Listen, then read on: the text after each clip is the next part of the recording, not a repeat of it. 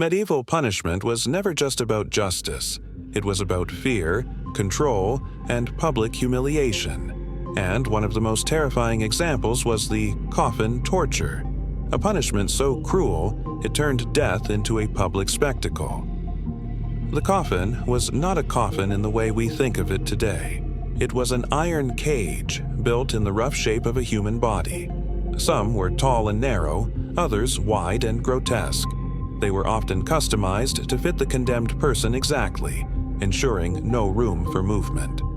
Once inside, the victim was locked tight, completely exposed to the world. The torture itself was slow and deliberate. Victims were often placed in busy town squares or hung from gallows for everyone to see. The humiliation was as important as the suffering. Neighbors, strangers, even children could gather around, pointing and mocking.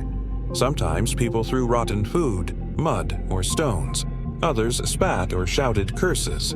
This wasn't just execution, it was theater. But the longer a person was left inside, the more horrifying it became. Days passed without food or water. The body weakened, the skin rubbed raw against the iron bars. Standing in one position for hours was agony.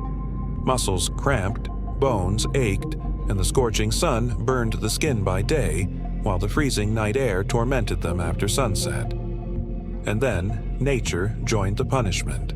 Birds of prey, especially crows and ravens, circled above. They pecked at the exposed flesh, sometimes beginning while the victim was still alive. Flies swarmed. Insects crawled over open wounds, laying eggs. If the victim survived long enough, maggots would begin feeding on their body while they were still breathing. Death came in many forms. Some victims died within hours from dehydration or shock. Others lingered for days, slowly wasting away. And sometimes even after death, their bodies were left hanging in the iron cage for weeks, the rotting corpse serving as a warning to all. Imagine walking through your town and seeing a skeleton suspended above, still trapped in its iron prison. That sight alone was enough to keep people obedient. The coffin torture was more than just a punishment. It was a message. It said, "This is what happens when you break the rules, when you defy the crown, when you anger the church." No one was too powerful or too lowly. Thieves, murderers, heretics, even political enemies could find themselves inside the iron coffin. Some cages were even designed for mockery. Overweight prisoners were stuffed into oversized cages shaped like pigs. Others were placed in animal-shaped coffins, bears, birds, or dogs, meant to strip away their humanity and reduce them to something to laugh at. This twisted sense of humor made the torture not only cruel, but deeply humiliating.